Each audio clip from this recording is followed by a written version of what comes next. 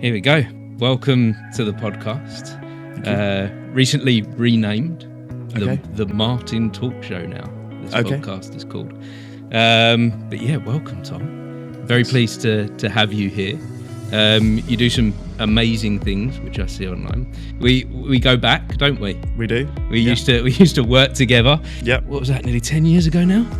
Yeah, I guess it was. Yeah, that's crazy. Yeah. It is, isn't it? Our time flies. But I have a little tradition at the beginning of the podcast. We just do a simple clap together. 3, 2, 1 and clap, and then we begin. Okay. You ready to join me? Yep. 3, 2, 1. Sweet. And that's the official beginning of the podcast. So, yes, Tom, I see, since I saw you last, well, I feel like I saw you last properly when we used to work together, because we spent a lot of time together there, didn't we? We did, yeah. At Stansted News. Are you still there? I'm still doing a little bit, yeah. Kind of couple of days a week. Mm-hmm. So a bit of writing. I do a bit of a mishmash of things, but like to keep my hand in with a bit of writing still. So, and it's, yeah, I've been there for like 12 years, which is crazy. So just, it's, you're using skills, like I think you get to a point, yeah, depends how minded you are, but you know, you get to a point in your work where you're not really doing anything new, you're not really learning anything new, but it's just solid and still does the job. So it's that regular income for you, and it's a solid job. It's a solid company. I used to actually quite enjoy working there. I think I was there for about 2 years. Yeah. But lovely people. Yeah, that was the main thing I used to take away from Stansted News. Yes, was that the people there were some of the nicest people I'd ever worked with. Yeah, definitely. And I felt that when I was leaving, I felt like it was a shame to leave the people of that. It's place. A bit of a bubble. I think like good employers, or like just good companies that retain staff, they do so because of the company culture and like you say, the people that you meet. It makes it fairly pleasurable. The pleasurable place to be, and among good people, and the atmosphere was always nice within the office environment. For me, it wasn't a place that I was ever gonna stay, because that wasn't an industry that I was interested in that kind of publishing industry and that sales job. Yeah, it was just always for me to just fill a gap. Yeah, sure. In my life, but yeah, like I say, it was a shame to leave there for the culture and for missing the people. And you were we did. I used to go for lunch quite a lot. We did go for lunch quite a lot, and it was almost like when I left there, it was like I lost a best friend for a little while. Yeah. No, so it's so nice to see you again, Tom. And like I say, I watch what you do on social media with a lot of admiration, actually, and that's really what I wanted to get you on here for, and talk about the stuff that you're doing outside of the normal 9 to 5 job. Yeah. The stuff that you do with Retune. Yeah, so Retune's been going since 2018. We started out just basically putting on live shows. So the idea was that it's a creative well-being charity. So the idea with the shows was that we'd have artists on who would talk about their own mental health and how music has helped them. And that's how we kind of started, was doing the shows. And then after a few years, we got into doing workshops for mainly young people, mainly primary school settings, but we've been into prisons, we've done hospitals, we've done corporates, we've done, the philosophy that we have kind of works for any age group. And what we teach is a system called Scales, which is a system to keep your well-being in tune, as we put it. And that has 6 facets to it, like the strings of a guitar. So you have sleep, creative, active, listen, earth, and social. And essentially by keeping those strings in tune, you stand a better chance of living well and having that resilience and that kind of contentment, really. So you've found a way to take your music and help others with that, haven't you? Yeah, so certainly. So it's gone beyond entertainment. Yeah, it's not. People say, "Oh, is it music therapy?" It's not really music therapy. It's essentially equipping people with tools, but using music as, everybody gets music to some degree. Okay, not absolutely everyone, but 97% of people, whatever their genre of music or whatever style they like, there's kind of something for everybody. And certainly music by making the sessions musical, it increases the accessibility rather than just coming in and being like, okay, here's some mental health knowledge.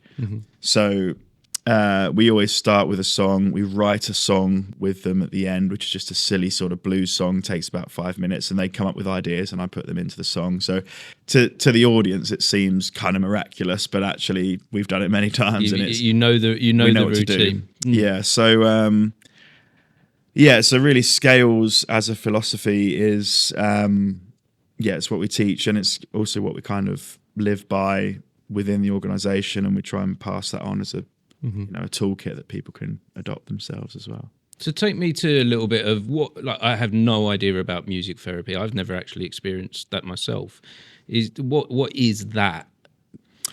It's, as I say, music is something that's very accessible to everybody. Not everybody necessarily plays music, but everybody can access it, and I think it's a very open thing. So. And it clearly makes you feel good, music, doesn't it? It clearly plays with your emotions. It's a very powerful thing. If you're feeling terrible, there's music for that as well, you know. So there's kind of something for every situation. I think that's one of the great things about music. But the guy, so Greg, who essentially runs Retune with me, he's a saxophonist and he's a very good player. And we talk about what we call creative outlets. So a means of expressing emotion, maybe wordlessly, maybe when you can't find the words. You know, people who struggle with their mental health might like to draw or bake or cook or do the gardening or do theatre or dance. You know, these are all creative mediums. So it's not like everybody should do music. It's everybody should find which form of creativity works for them. Yeah. And it's one of the big reasons for me wanting to talk to you about this stuff is because me starting the podcast was very much because I wanted to highlight these things, because I'd seen with my own daughter, she had some struggles. Yeah. She was struggling at school. She was struggling at home. She was struggling with life, as a lot of teenagers do. But I saw with her how music changed everything for her. How as she dabbled with music a little bit at school before, and she clearly had a little bit of an interest there. But where she was having these massive problems at connecting with school after COVID, she didn't want to go back. She didn't want to be in that environment anymore. And there were some family issues as well. Her mum had ill health, and it was all kind of, a lot of the world's pressures were weighing down on her as a young teenager. But I saw as she started to pick up her guitar and as she started to play the piano and how she started to get involved with music and just the instruments and the culture and the teaching of it, she started to become alive again. And she's found herself within that. And I was just amazed at how powerful music can be. Yeah, I think it's it brings people together for sure. You see that looking at Glastonbury, but not even.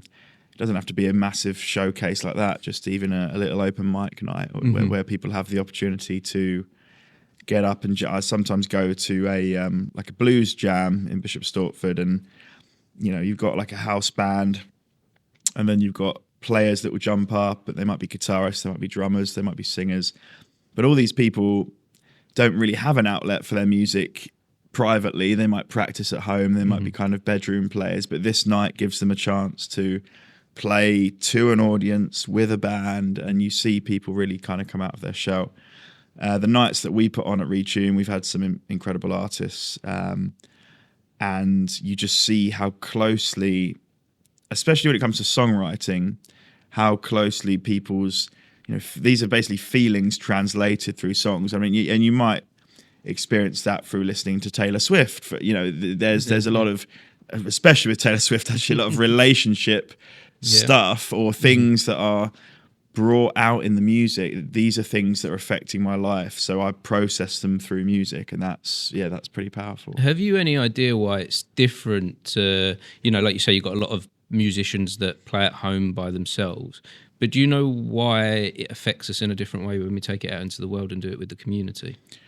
I think the feedback you get from sharing something you've written particularly is very powerful. I played in a pub once and played a new song, and someone sort of came out and said that he'd been working on a riff that sounded exactly the same, and he was like playing it back to me. I was like, it really connects people, and I think if you can move someone with what you're playing, then that's a kind of magic, magical thing, I'd say. Yeah, I wonder if there's something that you get. It's like there's something in the energy of the room as well, isn't there? You can't go into any kind of music venue without feeling an energy, without feeling a vibe, and I think that energy trickles on throughout the rest of your life, doesn't it? And through the rest of your even like that day and the next day. I don't think it necessarily ends in that moment, does it? Yeah, you get I suppose it's a little bit like if you've ever dabbled in taking a drug, there's the effect at the time, but not necessarily a good effect over time. But actually, it certainly endures. And if we were doing our gigs on a Tuesday night, and it's like you still might feel kind of amped up by them by a Thursday, or it just it had a lot to give. But yeah, I think coming back to the workshop side of things, seeing the effect it has on the young people, on the 9-10-year-olds who some of them have potentially never seen a guitar before, or never mind seeing it. Because you go into primary schools, don't you? Predominantly primary. We've done some good sixth form sessions actually. We've done some secondary. I think when you're looking at year 9, 10, 11, you're 14, 15, 16-year-olds, pretty tough age to impact. And when we've done sessions with them, they don't participate as much, and they're a bit more, they hold back as people of that age do. But we haven't covered this yet, but the crux of Retune and finding creativity to deal with hardship comes from my personal journey with mental health. And when I've shared, so I have a bipolar diagnosis, I suffer with depression, anxiety, OCD. When I'm sharing that kind of content with, for example, a sixth form audience who might be struggling with exams, trying to get into uni, trying to just survive at that age, is like pretty brutal, to be honest. Yeah. But do you find it resonates, it connects with them? Yeah, that they feel that you get them, that you understand them, because you've been through it. So I'll share that experience, and actually a lot of my, around the age of 17, 18, 19, that was a rough time for me, and allowing, as you say, that to resonate with people of that age means that, we have a connection. And I'm not just somebody preaching about mental health. This is actually based on what I've been through, and that sort of hits in a different way. So take me back then a little bit. Take me back to your beginning with discovering the benefits of music in your life for your mental health. Where did that kind of start to connect for you? Because I guess a lot of people, when you start music when you're young, you don't kind of realize what this is giving to you when you start the creative thing. I think the way I learned guitar was a very it's kind of unconventional, because I never did any of the theory, I never did any of the classical training or the Spanish guitar, playing it up here. But I basically, when I learned, I was like, I want to play Damien Rice, David Gray at the time. How do I play those songs? So I learnt the shapes and the strumming patterns, and then slowly evolved into writing songs, a bit like Taylor Swift, very relationship focused, probably initially. But I think the early gigs, I used to gig with my friend Joe. We still, we've been playing music together now for 22 years, which is just crazy. But when we started, he was 13, I was 14. We were just like chugging out Oasis B-sides and stuff, and again started writing a little bit together. And actually, that's definitely worth mentioning, the shared experience of music, where we started to, he would teach me something and I'd teach him something else, and we put a little band together. It's really interesting that you bring that up, because Joe's been on the podcast with his band. Oh, really? Yeah. They've been on here, and he brought exactly that same thing up. that shared experience that you've had. Yeah, it's been, and we haven't had a straightforward relationship with it. We've clashed over. As many people do, this sort of rivalry within a band is a real thing for sure. But we've kind of navigated that, and it's almost like a blood thicker than water thing. It becomes like family being in a band, and that's certainly been true with Joe and with the other guys that I've played with. And it's one thing to share music as an individual, but to share it as a collective, and especially once you've been playing together for a long time, you kind of know how everybody operates, and if somebody dips out or somebody's playing a solo, you know where they're going, and that's quite a special thing in that sort of ensemble situation.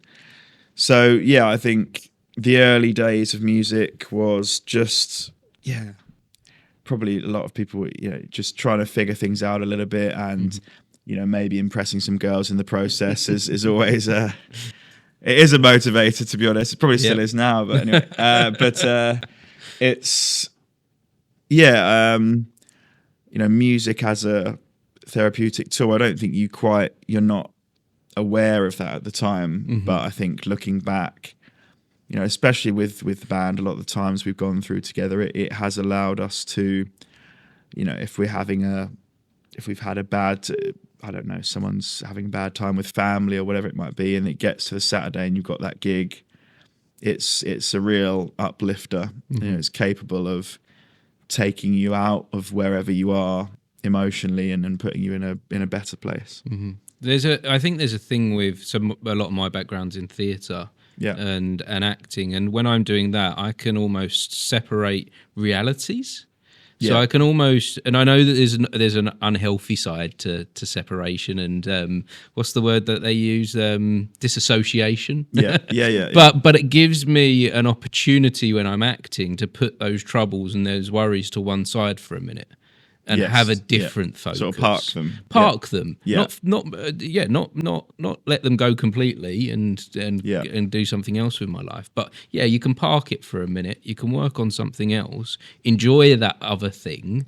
And then you almost come back to a new context. With a fresh. And it's amazing how beneficial that's been. Which for some people, that's running will do that for them. Yes. So everybody's got everybody's got something in them to unlock a healthier mindset, but it's unlocking it and finding it can often be hard. when you're actually depressed, if you've experienced depression, it's there is no way out. There is nothing looks favorable, and that's almost those hardest moments to think, well, actually, if it is going for a run or calling a particular friend, you have to.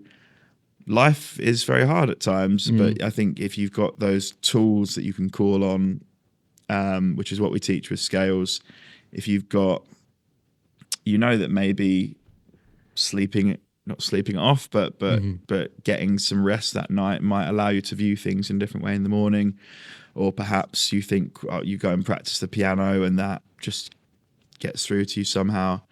So it's really simple strategies, and that's why we talk about if a guitar goes out of tune, it's only probably gone out by a little bit, and it's a small adjustment that's going to bring it back to that sort of harmony. And I think mental health is pretty similar. I had a period of time where I was I only realized I was struggling with my mental health when I look back on it. I didn't realize at the time how bad things were.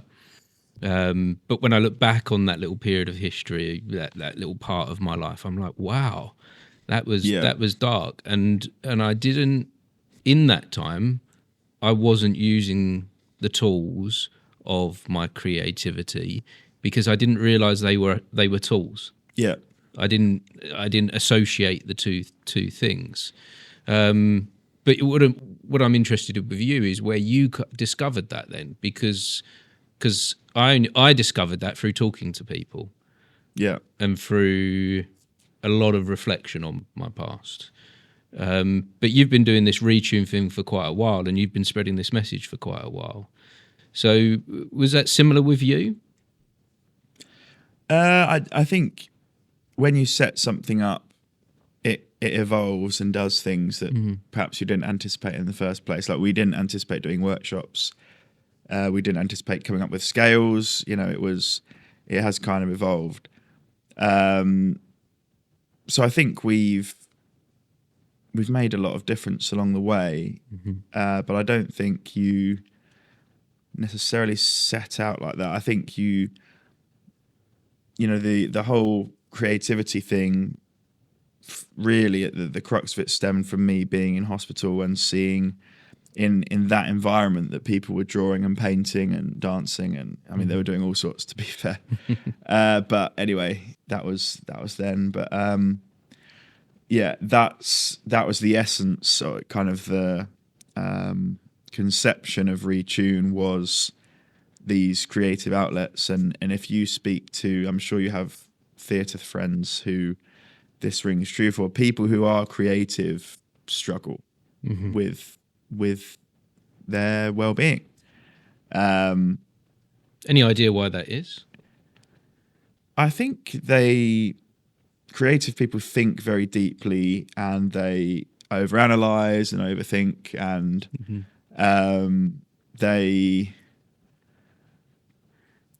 it's a double-edged sword. I have bipolar disorder, so does Sting, so does Demi Lovato, so does Stephen Fry. You know, there's extraordinary people who struggle and have been very open about their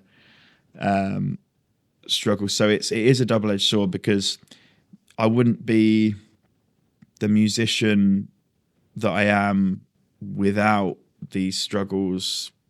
So it is a balancing act, and as you know, I think, you know, I have not extensively done this, but actually being on tour and giving so much of yourself every night, whether it's a theatre performance or a musical type thing, you know, it is draining. And there is, you know, Lewis Capaldi cancelling tours, and you know, it's quite rife that there's, especially I think historically, when it comes to labels, music labels, and when it comes to actually selling what you do and being a product, essentially, you know, there's a need for labels to sell as many records as they can and put on these big tours, but the people behind them, they're actually going out there. It's very tough night after night, and then you're back in a hotel, or you're in the bus, or you know, it's not a conducive lifestyle for well-being. And that, I guess that's if you decide that you want to do this as a profession, as a business. Yeah. You know, and yeah, it is very difficult, I can imagine, to try and manage your well-being and your health around your art if it also contributes to your income. Yeah. Yeah, and that's, I mean, I've... Because if you stop performing, you don't get paid. Yeah, so you know, it's not like a normal. It's not a normal salaried job where, for instance, you work. You know, let's go to the journalism side of things that you do. Yeah. If you're off sick with that job, there's a sick pay that you may be able to get. Yeah. But if you're off sick from performing, you're not going to get sick pay, and your rent's not going to get paid. Yeah, so how do you balance that? That's kind of a different quick, because you're kind of getting into the self-employed, side of things. Yeah, I think it's a fine line, because music in essence is a hobby, and perhaps if it's treated like a hobby, then you can compartmentalize it. And that's kind of how I'm seeing it now, is that I do pick up gigs, they do pay, and I see that as not my main income. It's like it's a side hustle that brings in sometimes a good amount of money, but it's not sort of relied upon and your whole life, because I think if you put that sort of pressure on it, I guess it could take away the enjoyment of and I think I'm already sort of, I mean, I do enjoy, you know, playing at weddings is a privilege, but once you've done, I've probably done about 400 of them, and it's mine being one of those. Yes. yeah, of course. Yeah. And it's a job, like it's and actually it's just getting that balance. Things that you take pleasure in can have the fun sucked out of them if they have to be your solid income. If you have to monetize it. Yeah. And that danger of you've got a gig, it has to happen at that time, at that moment. You know, I run theatre shows, and for me, when I'm running the theatre shows, the well-being of the cast that's involved is one of the most important things. Yeah. But if a cast member said to me on a performance day, I can't do the show today because of my well-being, that would be a problem for me financially and for everyone else involved. So I'm still trying to get round and trying to look for a solution and a workaround to things like that within the entertainment industry. Yeah. Because it's a very difficult one to answer, isn't it? Yeah, and I think because in that instance, if somebody's pulled out, I mean, that's a big deal because it's the whole show's affected, and then you're going to feel even worse as that individual. So the show's been pulled because one person, and then there are the financial implications as well. And there's a lot of people relying on that show to happen. So it has actually happened to me once that someone wasn't mentally well enough to do the show. And I think a lot of it, I might be making some preconceived assumptions, but a lot of it, I think, was down to nerves of doing the show. But I said to that person that maybe doing this as a profession isn't the thing for you. Yeah. Maybe doing this with that pressure of the money, the income, everyone else is doing this for their finances as well, not just because they enjoy it, that maybe that's not your thing. Maybe you should just stick to this as a hobby. Yeah. Is that fair, or was I unfair by saying that? I think it depends on the nature of the production and the production company. I think if you're going to get into the nitty-gritty of the West End, it is absolutely brutal. The audition processes, the nitty-gritty where they will find fault with it, because it's so competitive, and because they've got options, a dozen others that could come in and probably do a great job as well. So Greg, the CEO of Retune, his daughter was a dancer, did ballet, was told she was the wrong shape, too fat, just savage kind of. And these are people's dreams that you're kind of ruining there. So I think it's like what I was saying about the record labels. In your position as arranging the show, there are financial pressures. There are,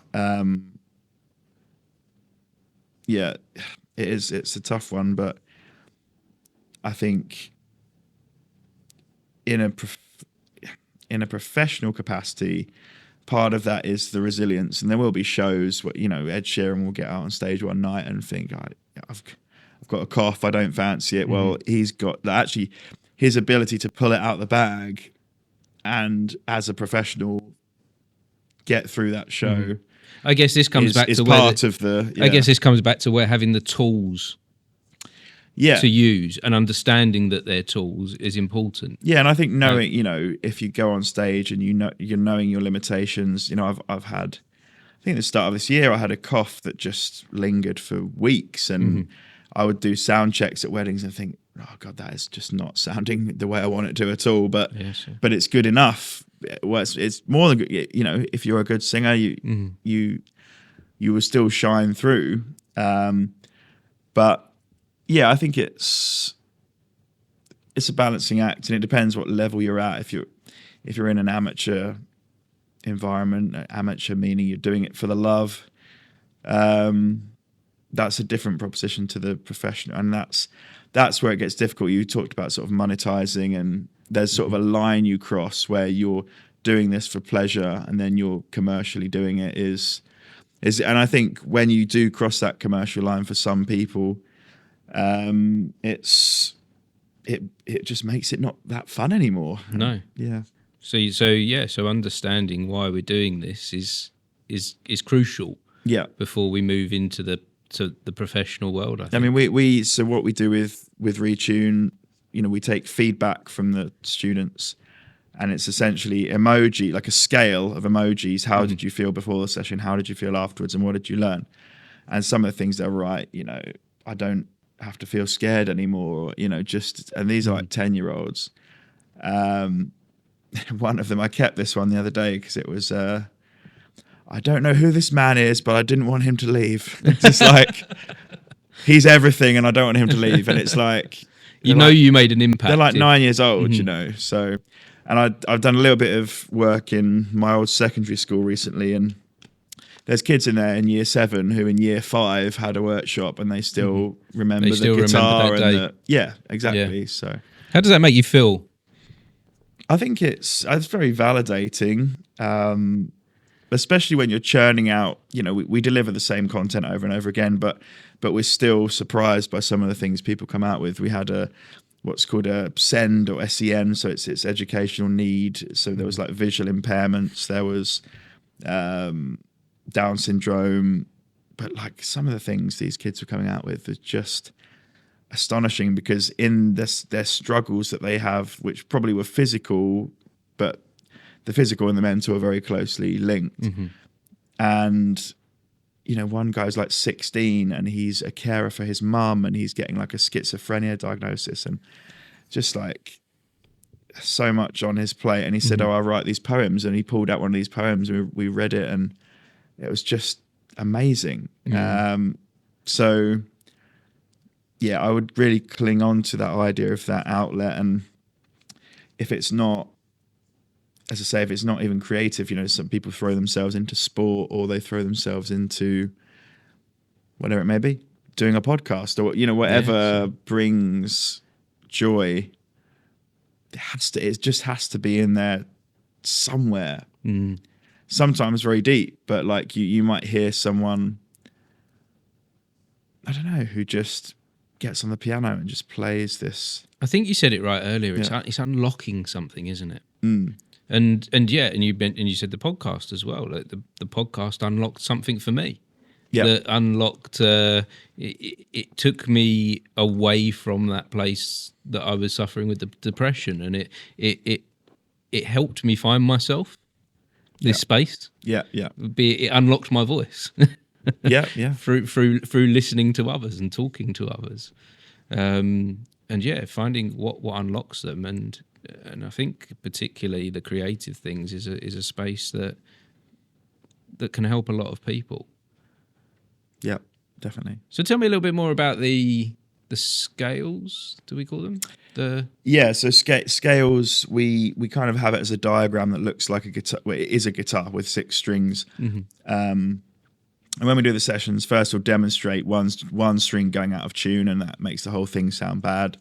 But if you can fix that and find a way to kind of tune up that string, then you stand a chance of being better. So the first string is, so the strings are sleep, creative, active, listen, earth, and social, so that the first letter of each of those spells out the scales.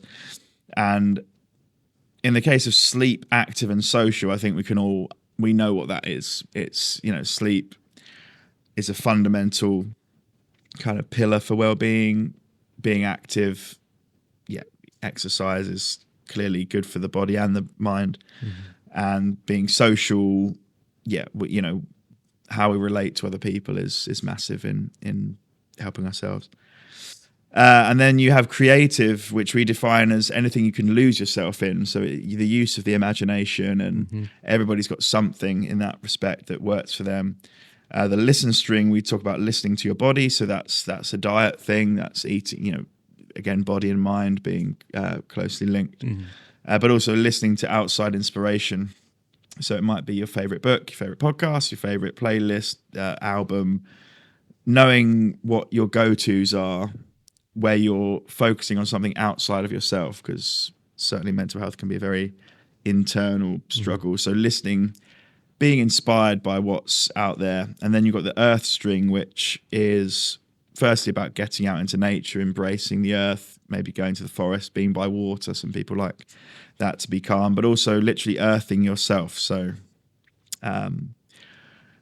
you might do yoga, you might do mindfulness, meditation, you know, something to slow life down and really ground yourself. So when you look at those 6 aspects, and you might feel that one aspect is more important than the other. It might be that the active string is the thing that works for you, and you know, if I get up and run at 6 a.m., as long as you're not doing it in an overly obsessive way, that helps you. But really, the thing with scales as well, when you think about a scale, it's about balancing and measuring and finding the right amount. Or a scale in music is a fundamental. It sort of underpins, a song is underpinned by what scale it's sort of working with. So the concept of having scales is just a really nice way. It makes it memorable. Yes, yeah. And very relatable, where people can hear the guitar going out of tune. They can see how it, or hear how it sounds for the strings to gradually come back into tune. And it just works as a concept. And it works for a concept for all age groups and all different types of people, it would seem as well. So it resonates with the 7-year-old as it would do with the adults that's in prison that you were talking about. Yeah, I mean, I think everybody comes away learning something, which is good, and it is kind of all ages. There's a few things I'd like to do this year, so I'm going to record an album, which I've not done before. I've done EPs and singles and stuff, but that's a bit of a passion project. There's a lot of material that has been gigged for a long time but has not ever been laid down, and I just want to make this album, and I don't expect to shift 1 million copies. I don't expect to go on tour on the back of it, but it's just like, I want to make this album. And the other thing I've looked at doing is writing a book, focusing on scales with a personal introduction and angle initially, but ultimately a book that can equip people to live the principles of scales to improve their own well-being. So I don't anticipate it will be a big, long book, but hopefully, similar to this, to do some interviews, speak to some creatives, people in my kind of network. And that's, again, I'm not doing that to sell 1 million copies of the book. It's like, but it might be picked up and might be found useful by, and what I've or always as a companion to what we do with Retune. And what if it just helps one person? Isn't that amazing? Like, I don't think I think we get too caught up on the big things, the big numbers. The scale. we get too caught up on the metrics, and I think a lot of social media is feeding that. How many likes did we get today? How many followers have we got? How many listeners have we got? But in reality, like, just today, some of the things you're saying are resonating with me and helping me out. Yeah. Don't you feel like that's a good thing? Absolutely. I do when I give that to others as well. Yeah. I think that's an amazing thing to just help one person. So yeah, if you had a book to accompany the things that you are teaching and that you've experienced and lived yourself, then that could go even further than one. It could go 2. It could go 3. It could go 400 million. We don't. It's promising, and actually, I've found when writing is something that comes. You say, what do I do? Well, I'm a musician, I'm a writer, I'm a counsellor in training. There's... So that's an important part to this, is you're teaching things that you've experienced in your life, but some people might say there might be a danger to that you're giving life advice and not educated advice. Do you have anything to say to that?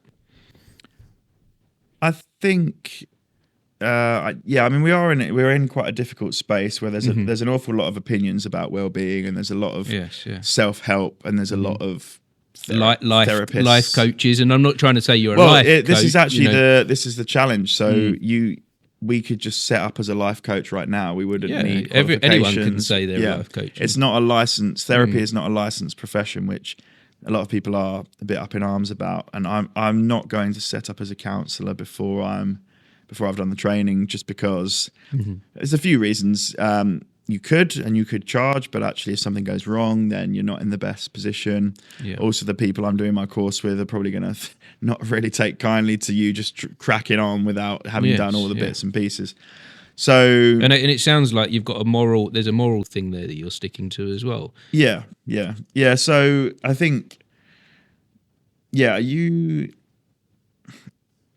as a counsellor, you don't give advice. You just, it's on the person that's coming to see you to almost figure out their situation for themselves, and which is a challenge. So it's not really, because clearly there's a side of you that's caring and that wants to help. Yeah, I mean, it's not really life advice per se. It's more it's kind of like, here's some things that have helped me, and I've got a feeling they can help you too. But scales is an individual thing. As I said, for me, creativity is very big, social is very big, sleep is huge. For somebody else, they actually might do very fine on 5 hours of sleep a night, but they need to go and be by water because that's their safe space or whatever. So it is individual in that sense. So how do we find what the individual thing is then? How do we discover that then? Because a lot of what you're saying is resonating with me, but I'm not sure which scales are important for me. But maybe that's where I'm getting some things wrong. I think the big thing about scales is the balance element. That somebody, I think one of the kids came out with, you can have too much of a good string. So you can be, and I think John Mayer or Calvin Harris, they were in their bedroom for years just getting better at what they were doing, but they didn't see anybody. I mean, I don't know as much about the situation as I'm perhaps saying, but, to learn your craft is a lot of sacrifice and dedication.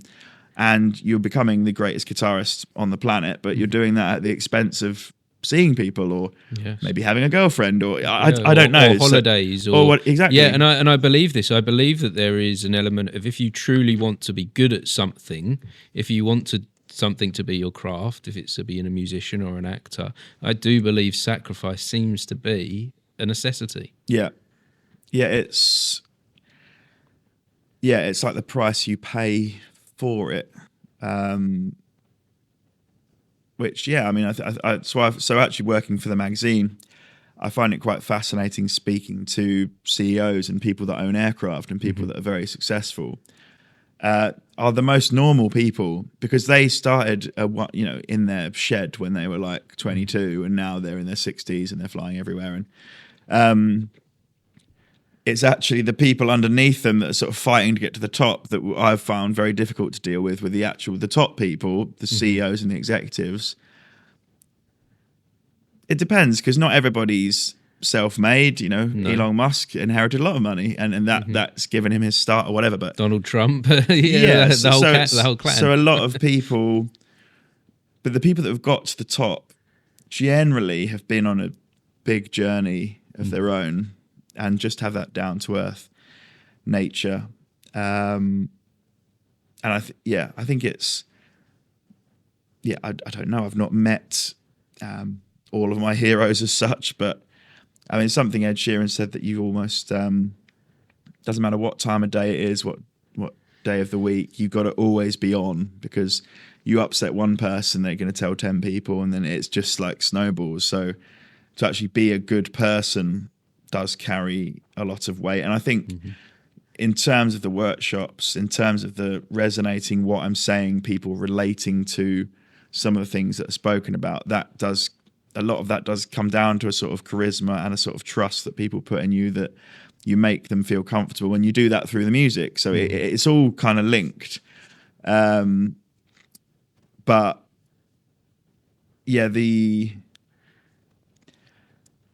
I don't know. It's a fortunate position to be in, because there's just something quite cool about playing an instrument and playing to be, it draws people in. And I do feel, I think at times you can take it for granted, but I really don't. I mean, I think especially when, I don't know, I've shared some songs over the years where people have been kind of like speechless and very, very affected and very moved by that. And that is, something you've come up with yourself to then translate to someone else. And for them to find meaning in that's the magic of it, really. And I think I've played some lovely gigs. I opened for James Morrison in 2019 at Down Hall. That was about 2,000 people. It was one of the best hours of my life. It was just amazing. But equally, the joy of just playing down the pub to 30 people is huge as well. And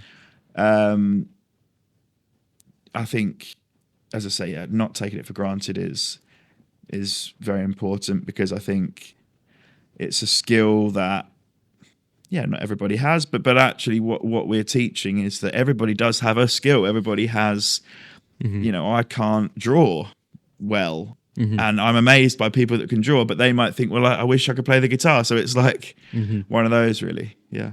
Yeah. So how does this work then when we talked a bit about when you're in the schools with this? What's the difference in the environment then when you're in, say, a prison environment and you're talking to convicted criminals? Yeah, I mean, and you know, life can, I guess, I've never been in a prison, but I can guess it would feel a little bit hopeless in there. The prison the session that mainly springs to mind was just absolutely remarkable afternoon. Like, these guys have like 1 hour a week in the music block. That's what they're allowed to get, their 1 hour a week. And so they take it very seriously. And the first session I went to had like a session drummer who's obviously committed some sort of crime, but he's like an unbelievable drummer. And they had like a house band. They had this guy who had the biggest biceps I've ever seen, was playing like little melodies on the piano. Like, it was crazy. And then people were getting up with like Eminem and D12 and like rapping their words over the top of what the band was playing. And it's just like, this is unbelievable. I spoke a bit about bipolar. I have in the prison sessions said, look, I've not been in prison, but I've been sectioned. I've been, I've gone through some stuff, and actually we had this situation. So again, you're connecting with these people in a different way.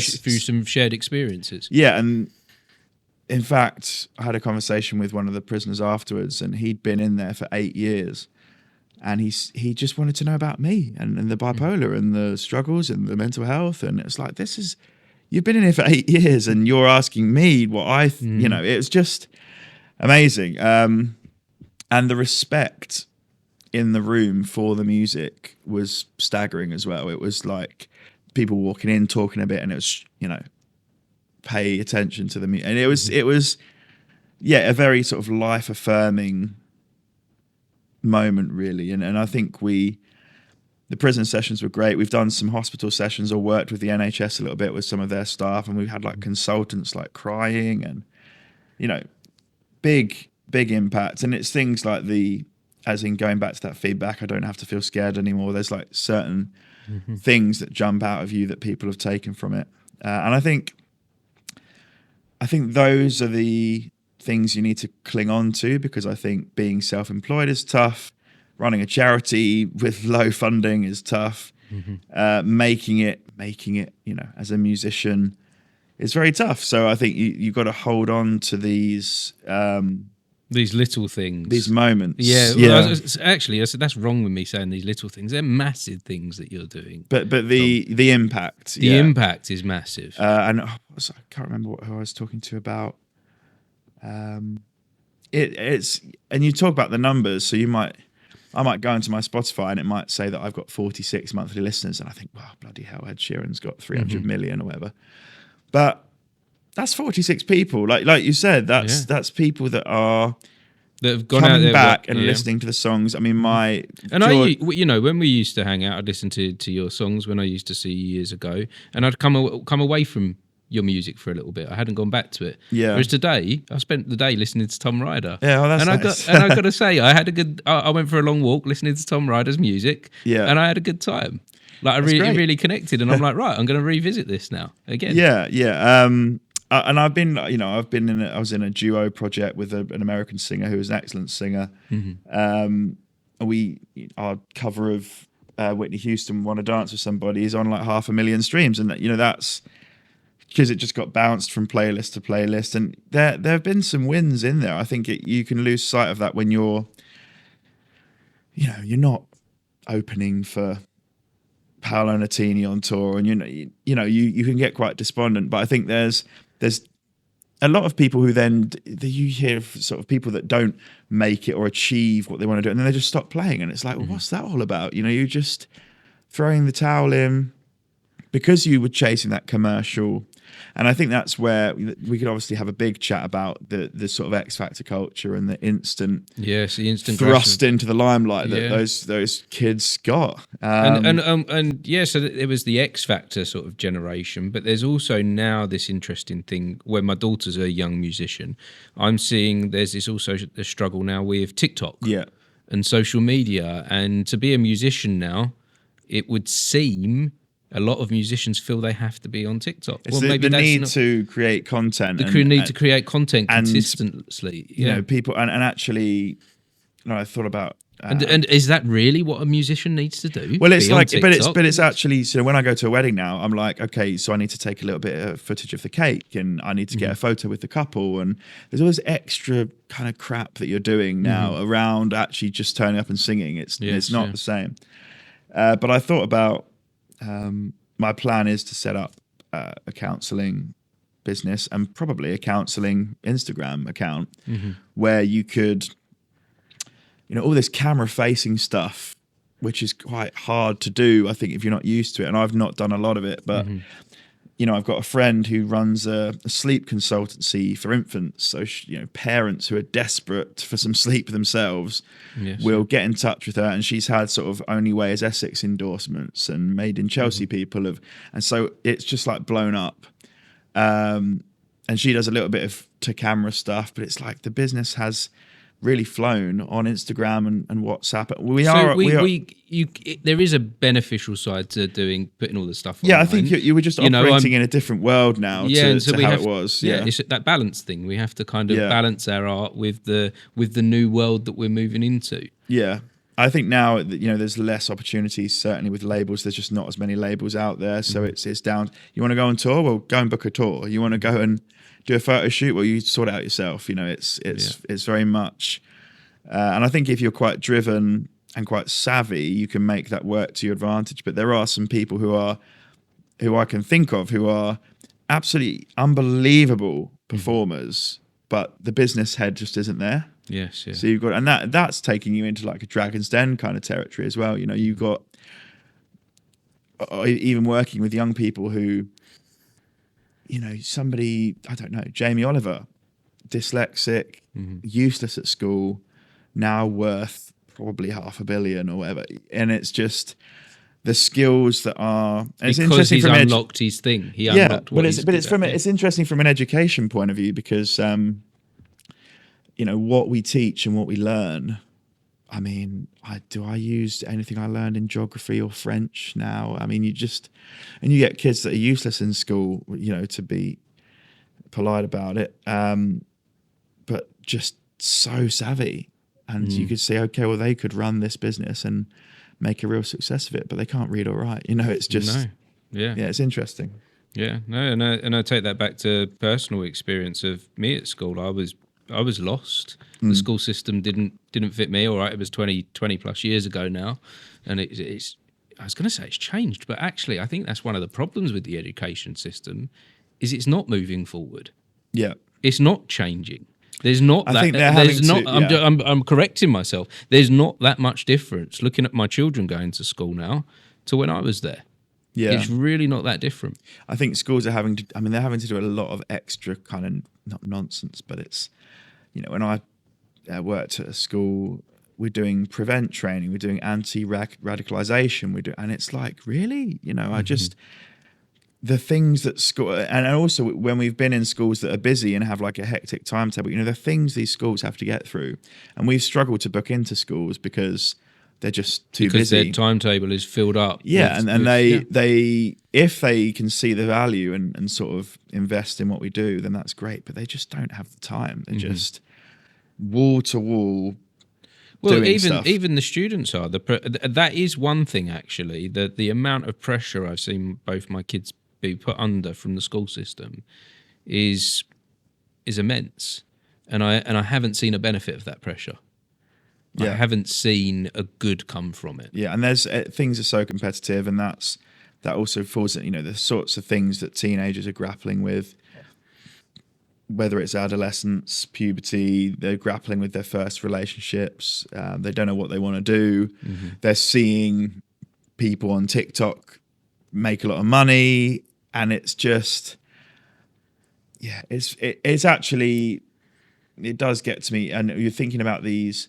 Comes back to these motivations, like me releasing an album this year, writing this book. Now, one of those might actually take off really well. I've got no way of knowing, but my reasons going in are I want to create something. Yes, yeah. And if something and actually, I think if you talk to, I think the X Factor generation may be a bit different, but if you talk to classic, your Elton Johns, Van Morrison, it's the art is everything. Mm-hmm. And I believe that as well. Yeah. I believe having lived a life where I tried to pursue everything I was doing for a financial gain, that didn't work out. Yeah. But when I switched it to be about the thing and do the craft for the craft, that's all right. I've not made it big, but my life quality has improved by doing that. Yeah. Yeah. And I think that's worth so much more than making it big or hitting the hundreds of thousands and millions of views. That quality of life is worth so much more, and that's through just doing the thing. Yeah. Just through creating is hugely beneficial with no purpose other than you have something inside of you that you need to release. Yeah.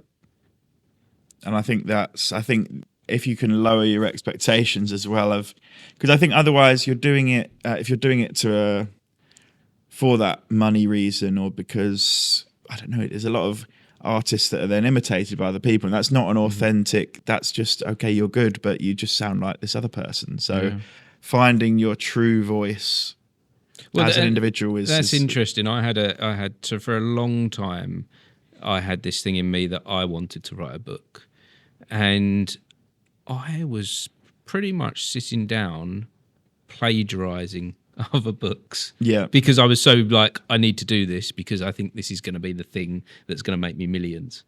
Yeah.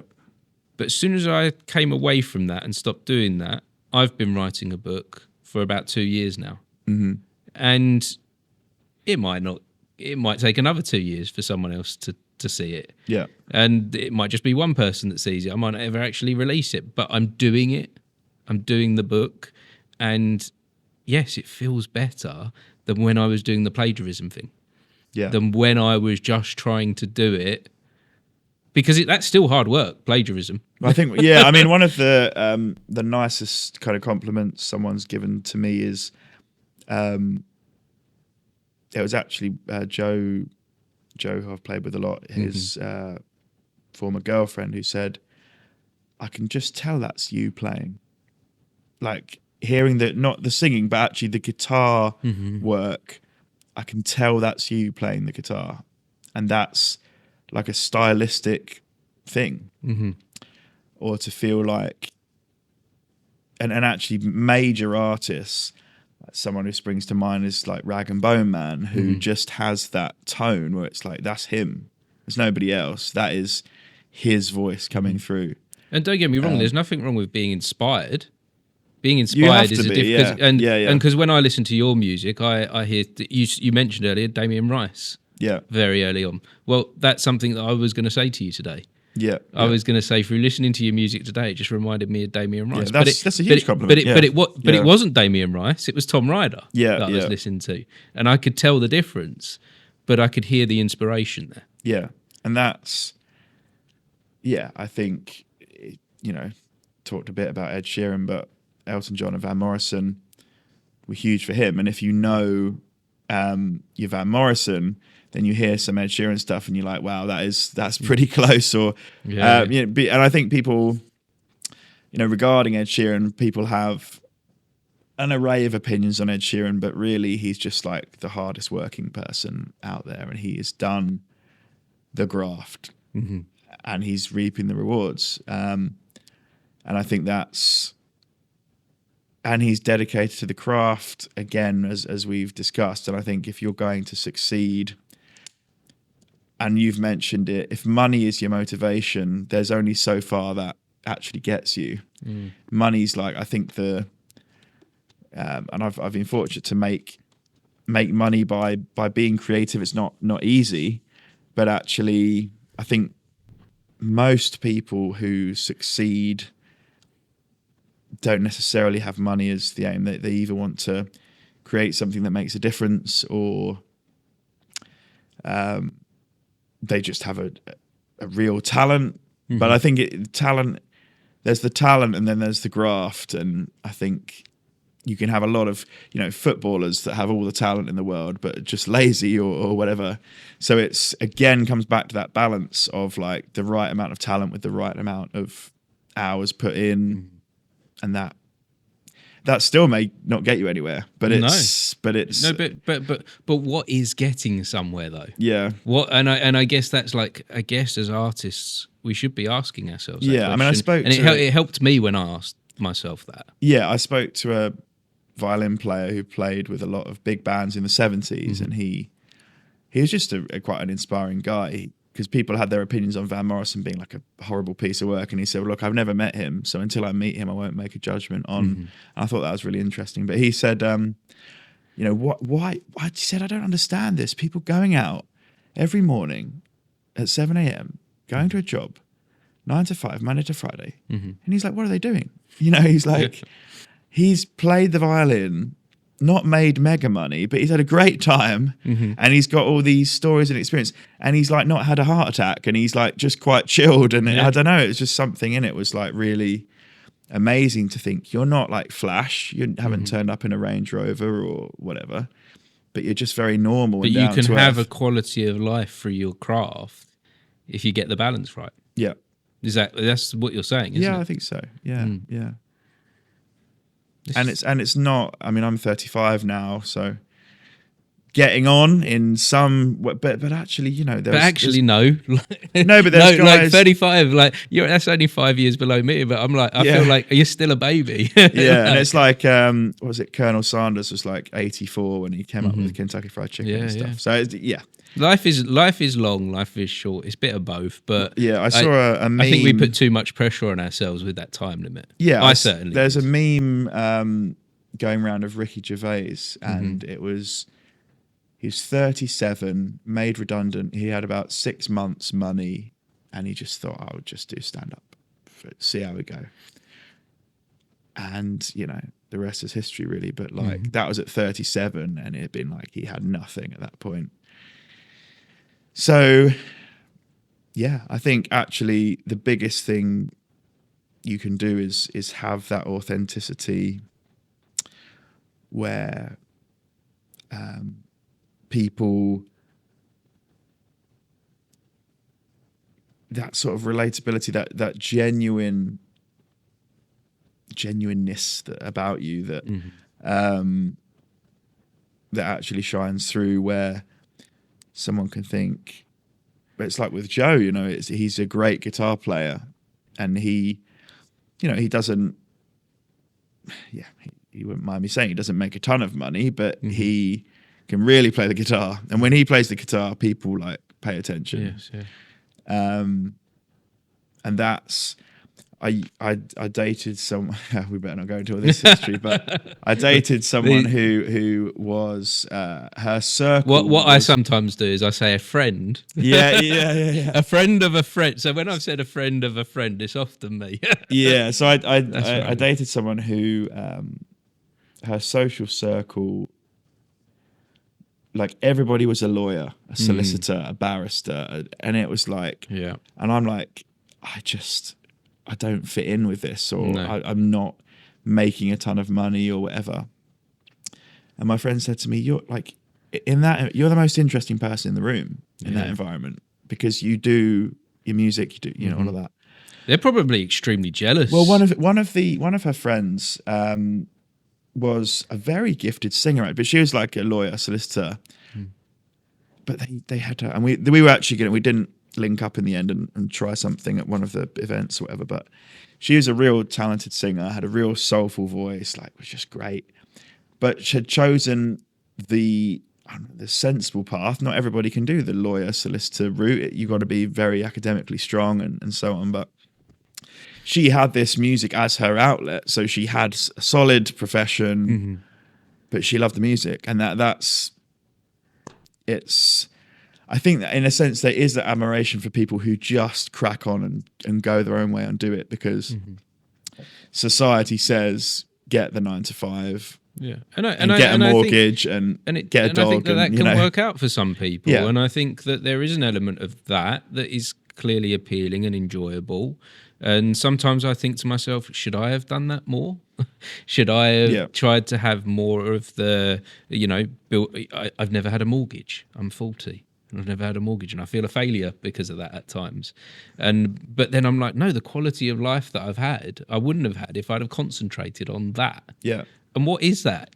Really, a mortgage? Yeah, my friend's exactly the same. Bricks and and just so much debt. And bricks and debt and making you work till the day that you die. Like, do I actually really want that, or is it just society telling me I'm a failure for not having that? Mm-hmm. Just society, and then who's telling society? The banks. They're the only ones really winning from that scenario, aren't they? Mm-hmm. So it's discovering that. Why am I doing this? And some people really want that. Maybe I could have gone on more holidays if I didn't have the creative life. Yeah, that might be a thing that's and it's when people come teachers and it's like, well, I get all this time off. It's like, okay, but you don't actually enjoy the job. But So how much of it for that 1 week holiday a year? Yeah, What you've got 51 other weeks of the year. That you're miserable. And you're happy for one? Is that balancing things out? Mm-hmm. Not really, is it?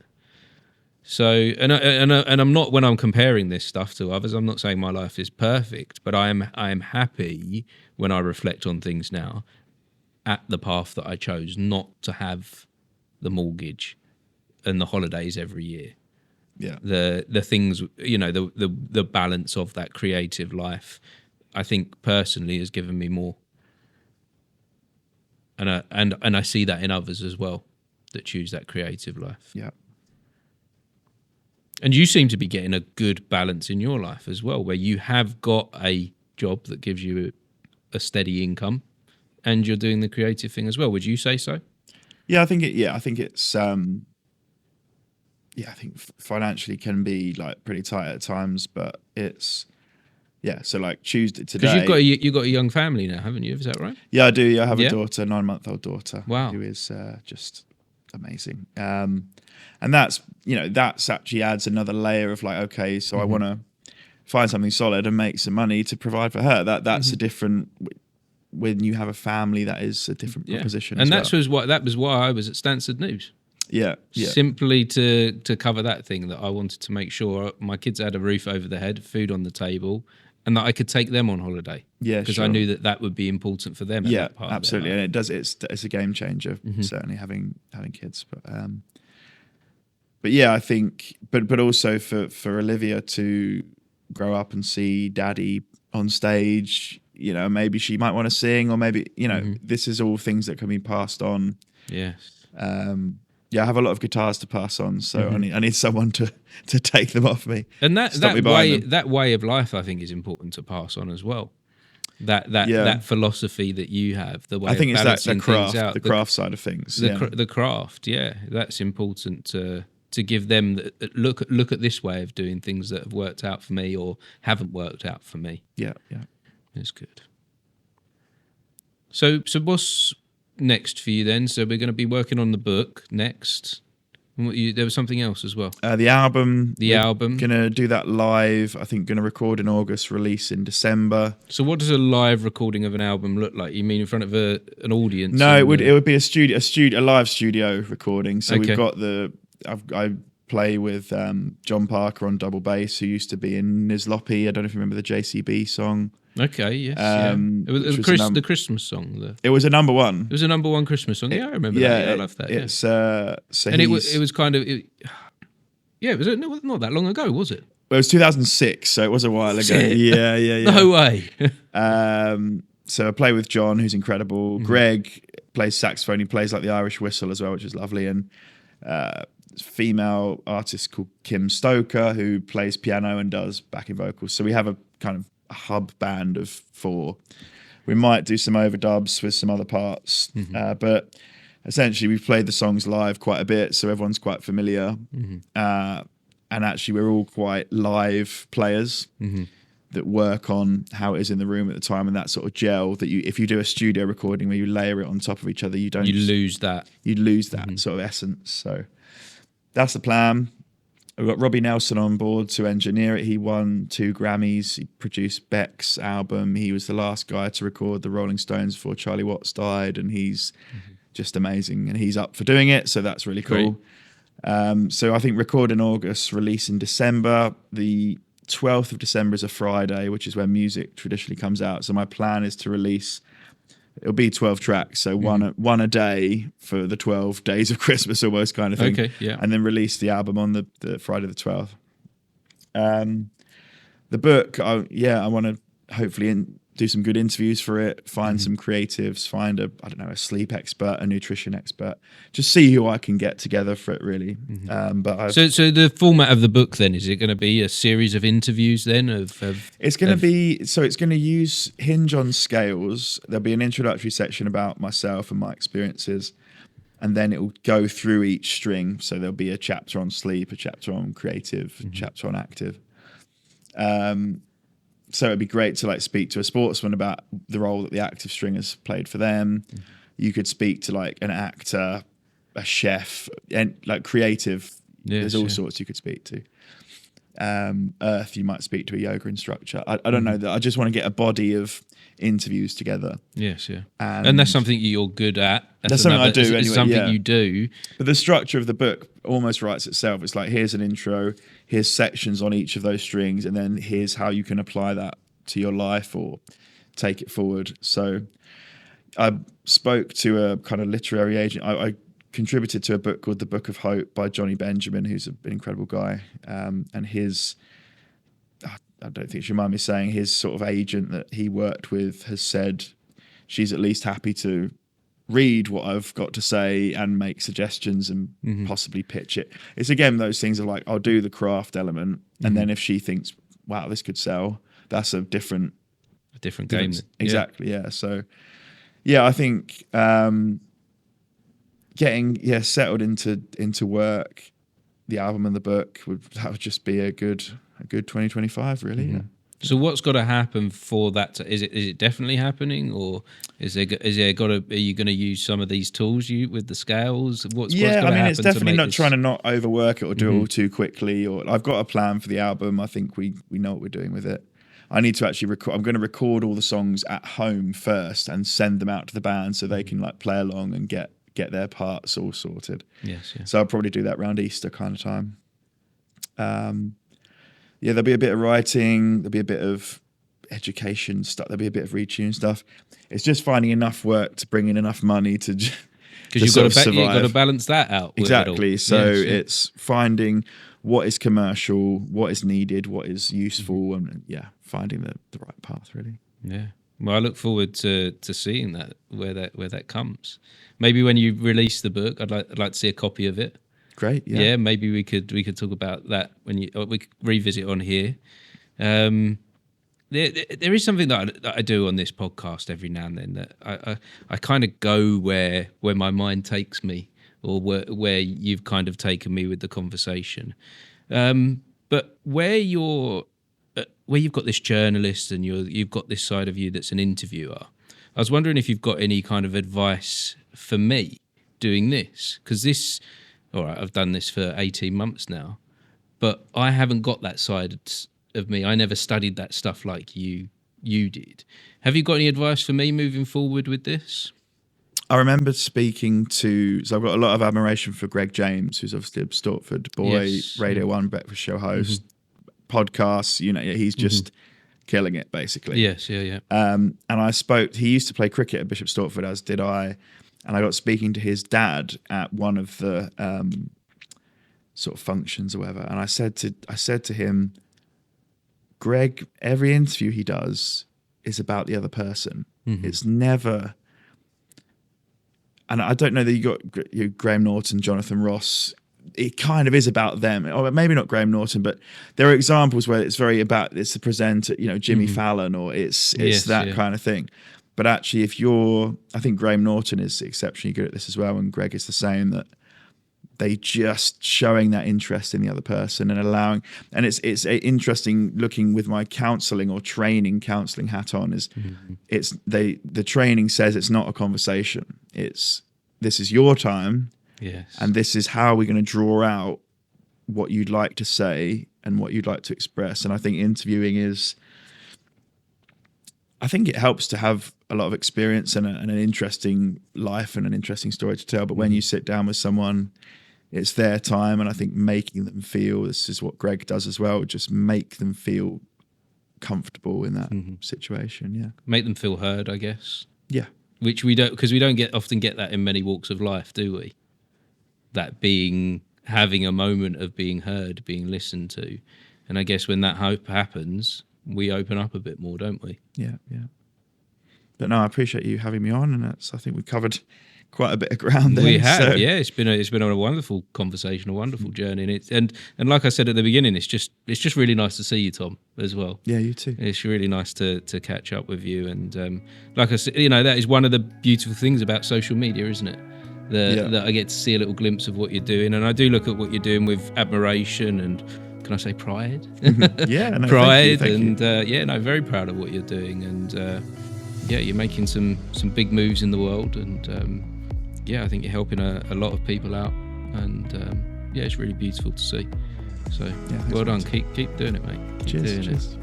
And at this point of the conversation, then I'd like to say if anyone has been watching or listening, we appreciate you for joining us. Yeah, thanks. And thanks again. Thanks for having me. No, thank you. Wonderful. Okay.